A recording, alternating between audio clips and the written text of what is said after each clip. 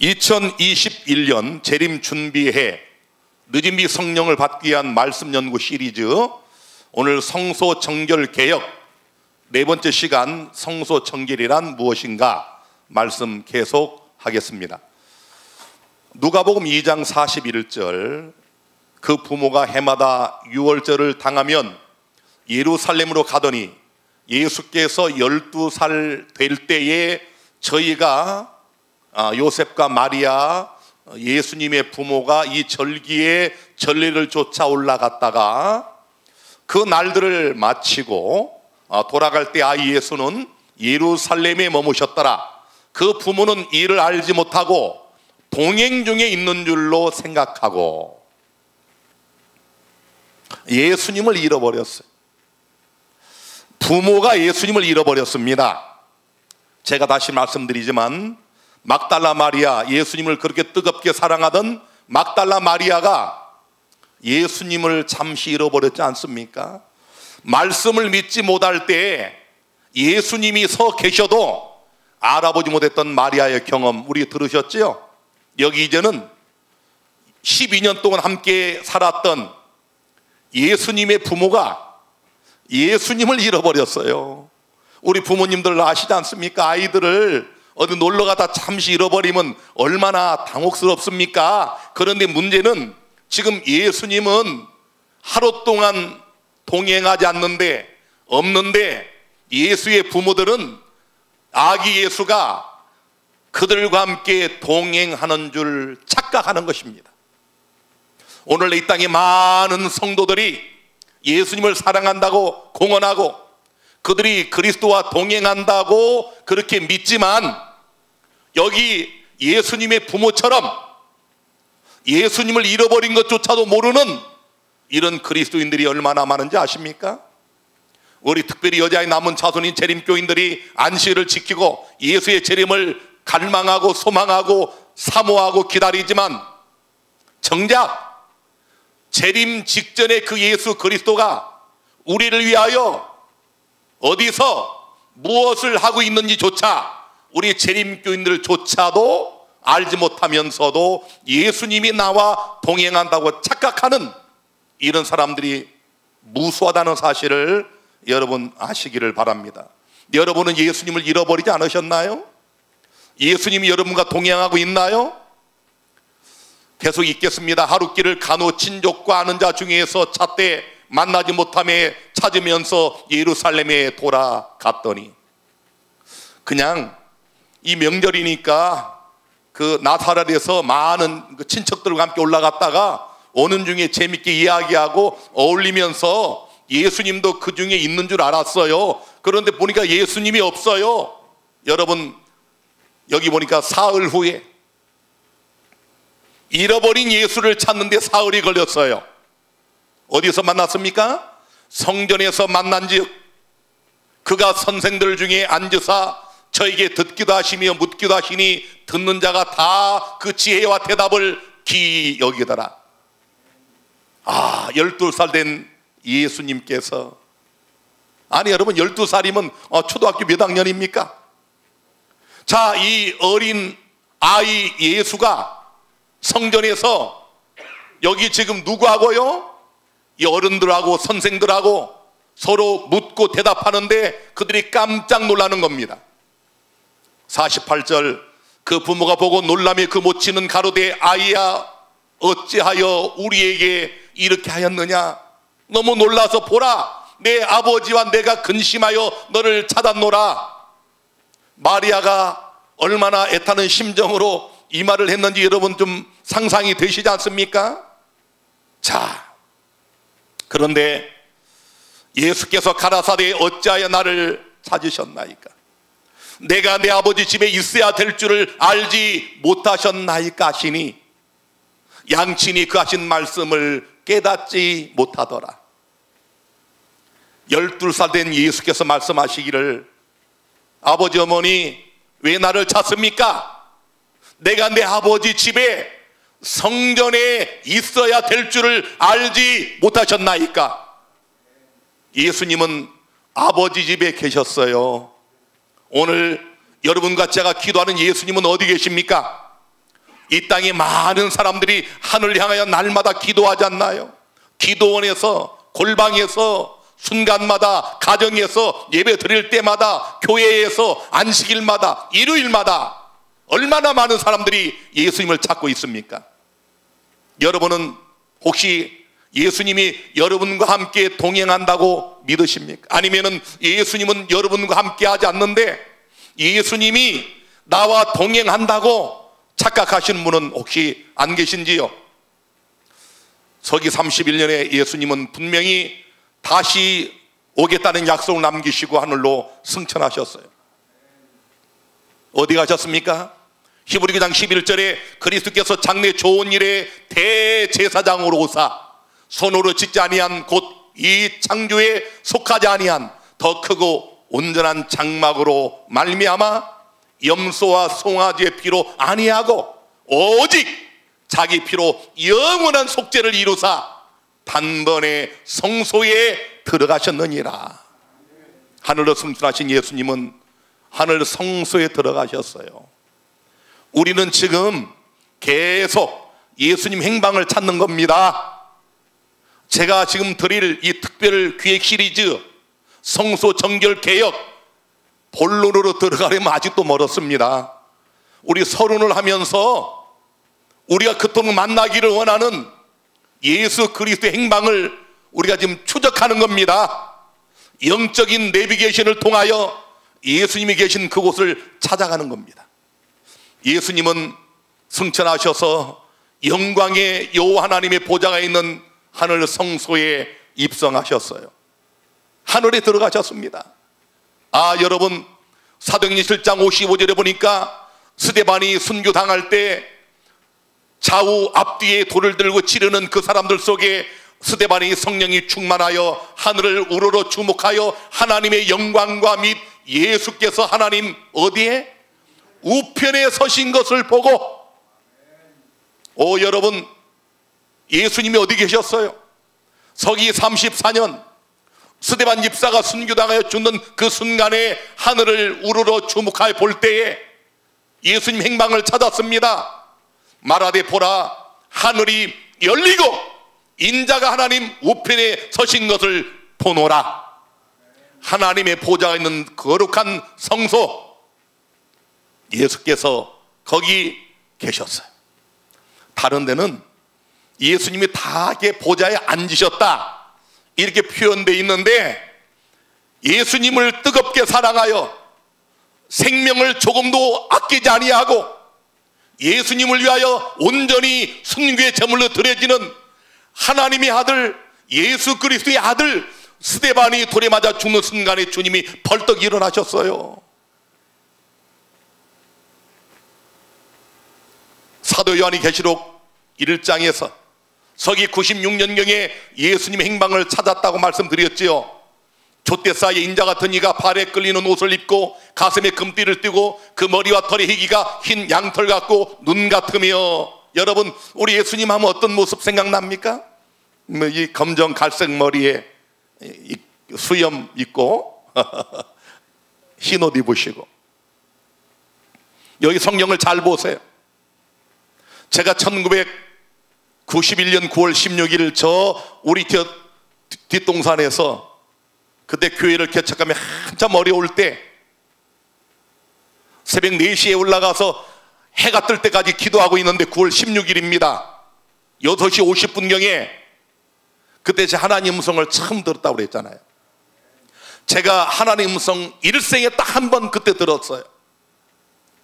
1990년 2월 4일 입춘하는 새벽 4시에 방황하던 박진아를 주님께서 부르시는 그날에 놀랍게도 재림의 장면과 조사심판의 장면을 보여주실 때 그때 구름 타고 오시는 예수님을 제가 꿈에서 봤는데 머리 위로부터 다 백광색이었어요. 이 머리털이.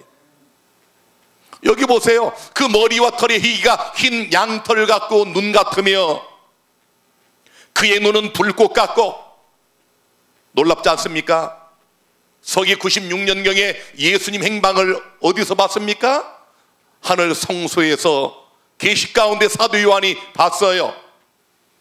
그렇다면 예수님은 그 후에 어디에 그 행방을 나타내셨습니까?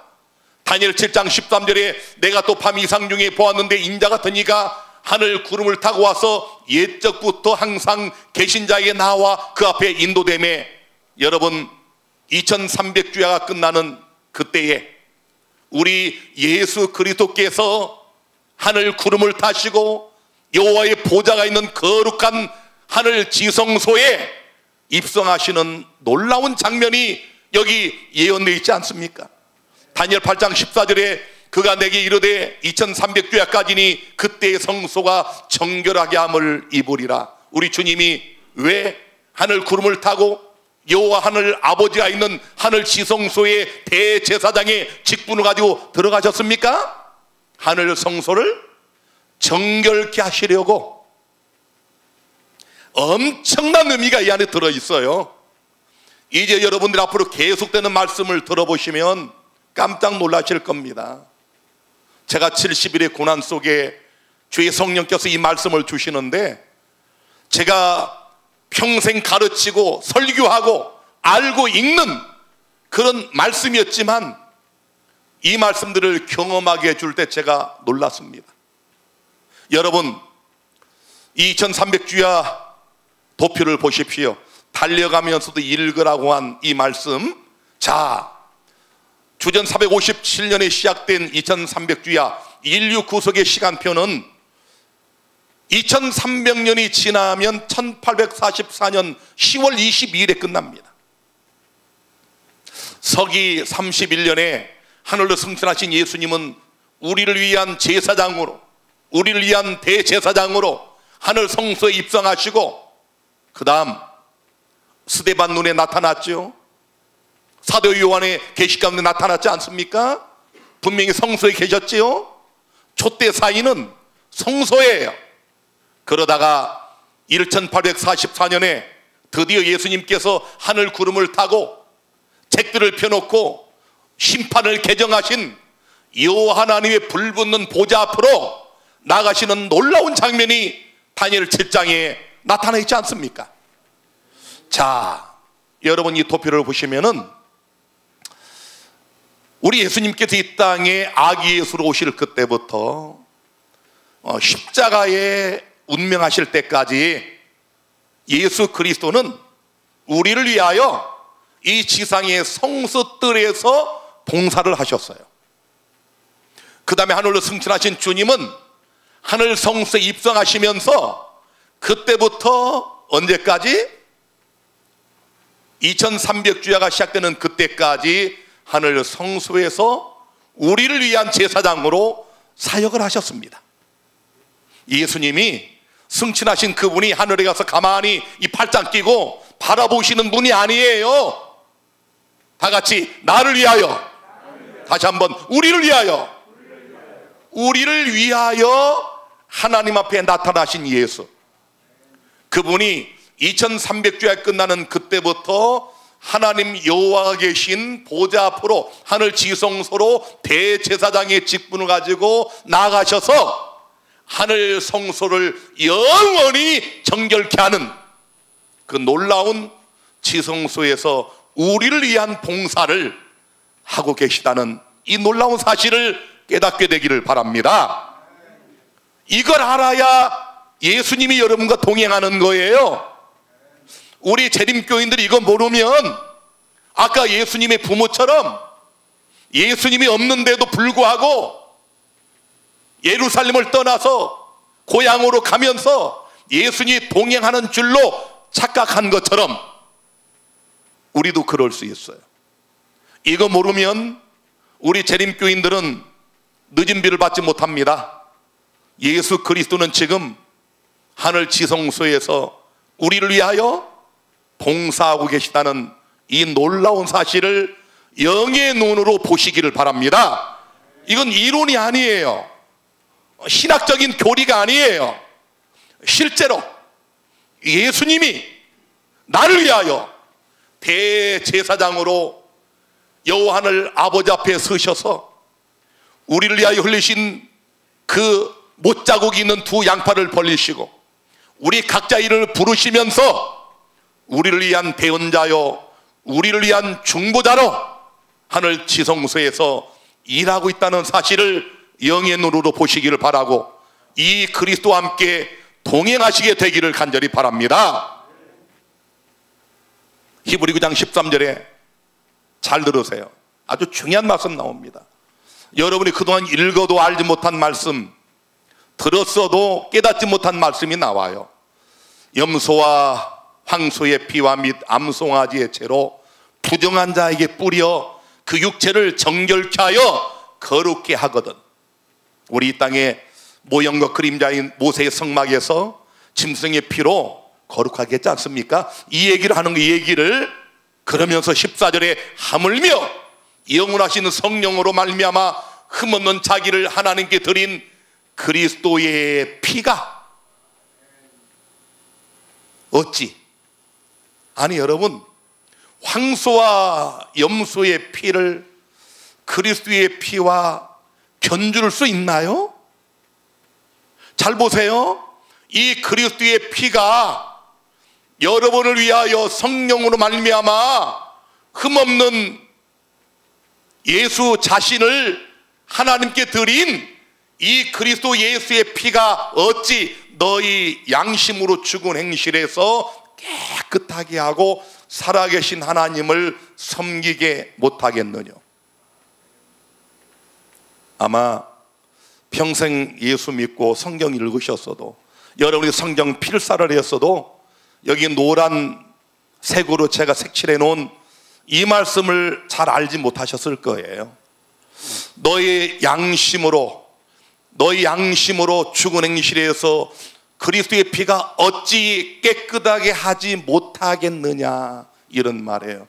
이게 무슨 말이에요? 우리 양심으로 죽은 행실이 뭡니까?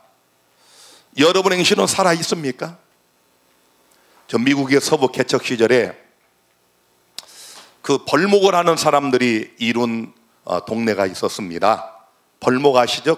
큰 나무들을 이제 잘라서 그 다음에 그걸 이제 그 도시로 보내는 이 벌목공들이 이제 뭐 수백 수천 명이 모여가지고 윗마을, 중간마을, 아래마을, 이렇게 마을들이 있었고 그 옆에 강줄기가 있었고, 그 제일 밑에 이제 그 동네에 그 사람들이 의기투합하여 교회를 세우고 목사님을 초빙하고, 훌륭한 목사님이 오셨어요. 아주 주일마다 모여서 그들이 예배를 드릴 때 얼마나 뜨겁게 아멘을 하는지. 그런데 이제 가끔 그 윗동네에서 이 벌목공들이 벌목을 하다가 큰 나무들이 이에 떠내려오는 경우가 많았습니다. 이제 그러면 찾으러 오고 이렇게 했는데, 이제 한 번은 목사님이 이제 방문을 가다 보니까 그 교회에 나오는 그 벌목공들이 일을 하고 있었는데, 그 강줄기를 따라 큰 나무 몇 개가 떠내려오는데 그걸 그 인부들이 건지는 걸 보게 됩니다. 목사님이 멀리서 보고 있으니까 그걸 갖다가 창고에 들여서 다 잘라가지고 상품 만들어서 자기들 것이냐 하는 걸 봤어요. 그래서 목사님이 그 다음 예배 시간에 주일날 강력하게 설교 제목이 도적질하지 말라, 이런 제목을 가지고 강력한 설교를 합니다. 하나님께서 우리에게 10계명을 주셨고 이 10계명 중 한 계명은 남의 것을 도적질하지 말라고 말씀하셨습니다. 우리는 남의 것을 도적질해서는 안 됩니다 했더니 아주 성도들이 다 아멘하는 거예요. 설교 끝나고 나가니까 이 벌목공들이 대부분인 그 성도들이, 장로님, 집사님들이 아우 목사님 오늘 설교 땡큐 최고라고. 목사님이 의아했습니다. 그래서 그 다음 주에는 이제 제목을 다시 도적질하지 말라라는 제목을 또 한 번 정한 후에 이제 강력하게, 여러분 저 위에서 떠내려오는 그 통나무들 중에 우리 것이 아닌 것은 써서는 안 됩니다, 이거 도적질입니다 하고 설교를 했어요. 그리고 그 다음 주에 그 목사님은 쫓겨났습니다. 제가 왜 이 예화를 든지 아십니까? 여러분 지금 너희 양심으로 죽은 행실이 뭔지 아세요? 너희 양심으로 죽은 행실, 여러분 행실은 살아있어요? 여러분이 공언하는 믿음에 따른 행실, 열매가 있습니까? 여러분들이 예수 믿고 거듭나서 성령을 받고 성령의 아름다운 9가지 열매가 맺혀집니까? 베드로서 1장에는 신의 성품에 참여하는 아름다운 믿음의 덕을, 덕의 지식을, 지식의 절제를, 이런 단계들을 여러분이 잘 가고 있나요? 믿음은 곧 행동이죠. 전에 어느 한 대통령이 그런 말했죠. 행동하는 양심. 양심은 행동하는 거예요. 여러분 잘 보세요. 이 벌목공들이 도적질하지 말라. 우리는 그런 적 없어. 아멘. 목사님 설교 땡큐. 그런데 노골적으로 어떤 도적질은 일을 일러주니까 목사를 쫓아내버린 거예요. 그게 죽은 양심이에요. 그게 양심으로 죽은 행실입니다. 말라기 3장 8절부터 보면은 사람이 어찌 하나님의 것을 도적질하겠느냐. 그러나 너희는 나의 것을 도적질하고도 말하기를 우리가 어떻게 주의 것을 도적질하였나이까 하도다. 이게 양심으로 죽은 행실입니다. 이해가 되십니까? 재림 성도 여러분, 정말 예수님 재림이 가까웠잖아요. 느낌이 안 옵니까? 아니 요즘 이 세월을 보면서도 예수님 재림을 강조하는 이것이 그저 겁주는 설교로 들려지십니까? 우리의 영생과 영멸이 달려 있어요. 우리는 그 벌목공들과 같지 않습니까? 그냥 교리적인 설교, 이론적인 설교, 아멘 아멘. 그러나 실제적으로 우리 삶의 잘못된 것을 개혁시키는 설교에 분노하는, 이게 양심으로 죽은 행실이에요. 성소 정결 계획이 뭘까요? 우리가 지성소에 계신 대제사장 예수님을 알고 그리스도와 동행하면 우리 삶에 어떤 변화와 개혁이 일어나야 될까요? 여러분이 이번 특별 시리즈인 제 말씀을 듣고도 여러분의 삶에 변화가 없다면 여러분은 죽은 행실을 가진 벌목공들과 같은 사람들입니다. 하나님의 것을 도적질하고도 어떻게 우리가 주의 것을 도적질할 수 있겠습니까? 이게 양심으로 죽은 행실이에요. 이는 곧 11조와 헌물이라 너희 곧 온 나라가 나의 것을 도적질하였으므로 너희가 저주를 받았느니라. 그런데 말라기 3장이 뭔지 아시죠? 지난 시간 제가 말씀드렸습니다. 4장은 재림 사건이고 3장은 예수님이 하나님의 전에 언약의 사자가 지성소에 호련히 나타나는 이 사건 아닙니까? 5절에 보면 내가 심판하러 너에게 임할 것이라. 레위 자손들을 깨끗하게 하는 그게 심판이에요. 심판이 두렵습니까? 조사 심판하면 두려워요?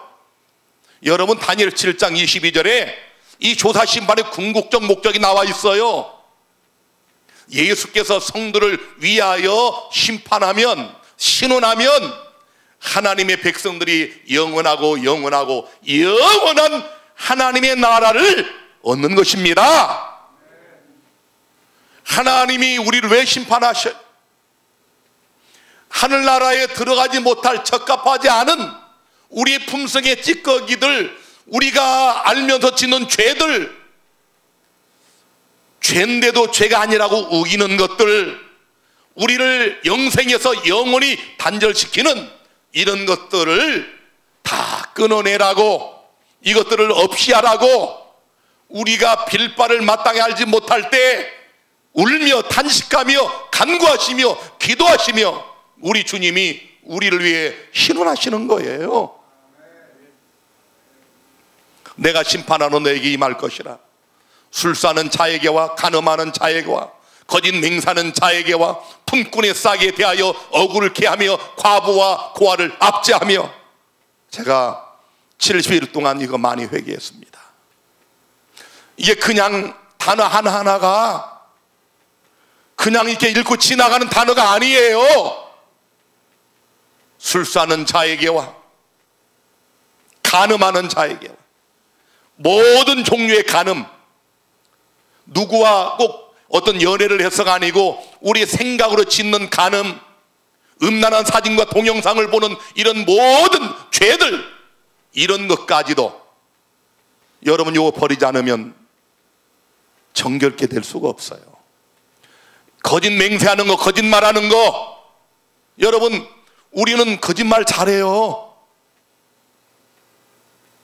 하나님이 저에게 70일 동안 이 모든 걸 다 보여주는데 제가 죽고 싶었어요. 정말 죽고 싶었습니다. 제가 그 창사를 여러 번 바라봤어요. 마귀가 다 마귀가 까발려가지고 박진아 너는 죄인이야. 너는 이런 사람이야. 네가 구원을 받아. 네가 영생을 받아. 이 죄 봐. 마귀가 밤낮 참사하는데 잠을 잘 수가 없어요.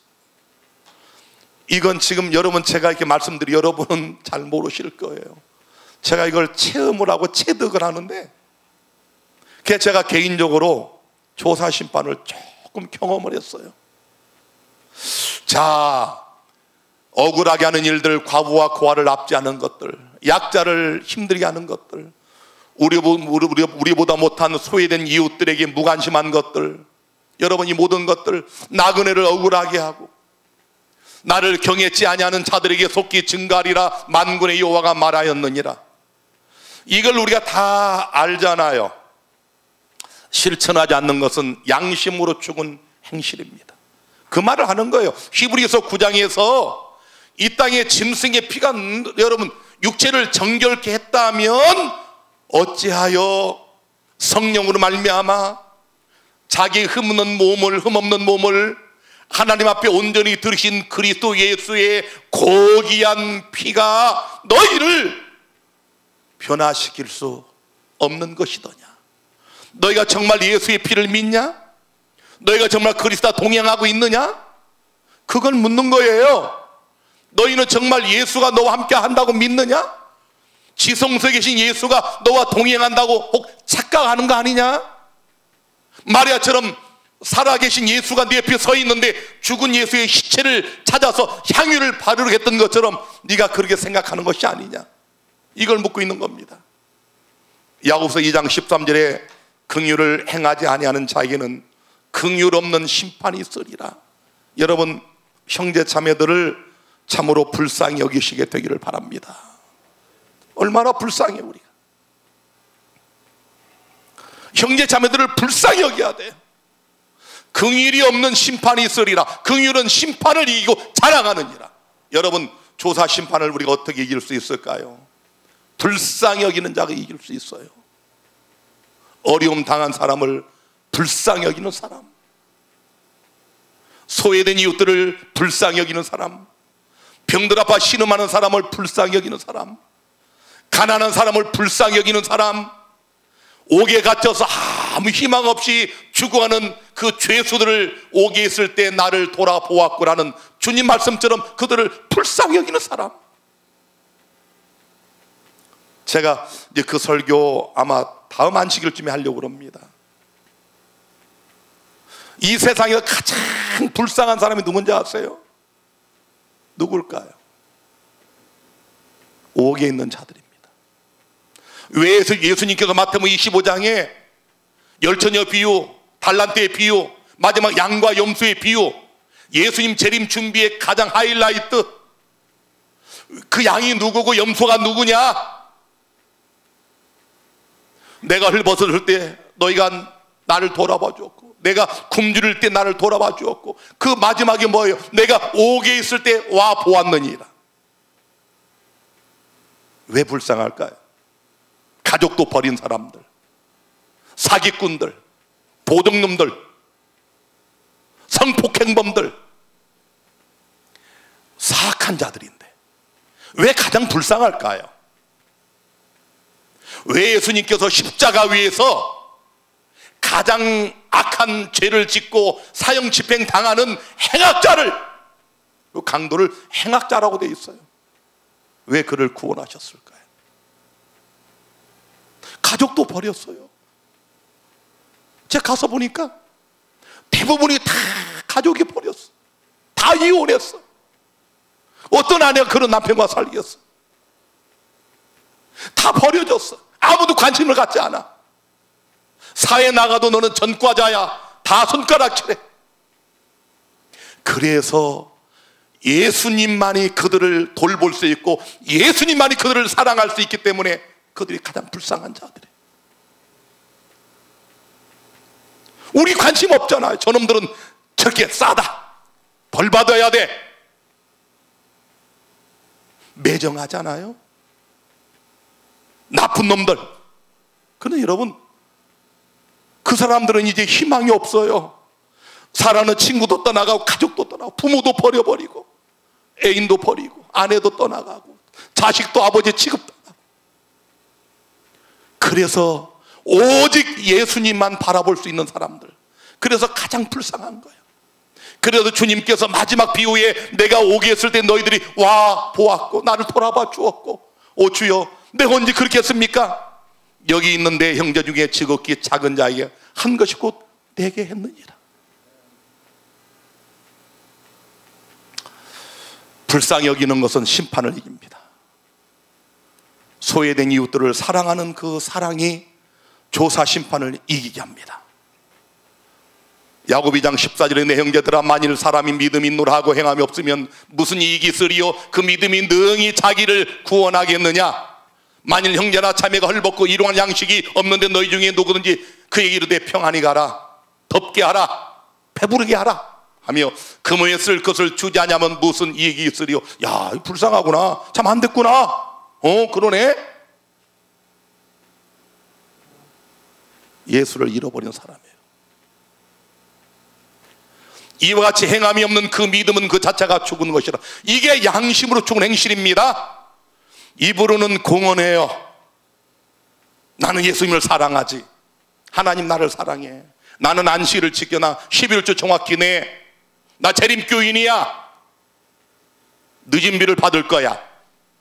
사랑하는 성도 여러분, 오늘 다시 한번 지성소에 계신 예수님을 보시기를 바랍니다.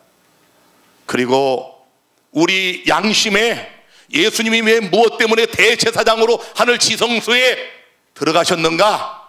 뭐라고요? 그분이 자기 피를 가지고 단번에 들어가신 이유는 그 그리스도 예수의 피가 동물의 피도 이 땅의 육체를 정결케 하고 거룩하게 했다면 어찌 너희가 믿는 고귀한 예수의 피가 너희를 양심으로 죽은 행실에서 깨끗하게 할 수 없겠느냐? 있다 그 말이에요. 진짜 여러분이 예수의 피를 믿으면 변화될 수 있다 그 말입니다. 남을 긍휼히 여기는 예수의 마음을 갖는다 그 말이에요. 그래서 그 히브리 10장 바로 다음 장 21절에 또 하나님의 집 다스리는 큰 제사장이 계심에 우리가 마음에 뿌림을 받아. 사랑하는 성도 여러분, 오늘 이 말씀을 듣고 있는 전국 방방곡곡 국내의 180여 가족 여러분, 또 우리 분일교회 성도 여러분, 우리 분일 요양원의 성도 여러분, 어르신 환우 여러분, 우리 마음에 고귀한 예수의 피에 뿌림을 받아 오늘 양심의 악을 깨닫게 되기를 바랍니다.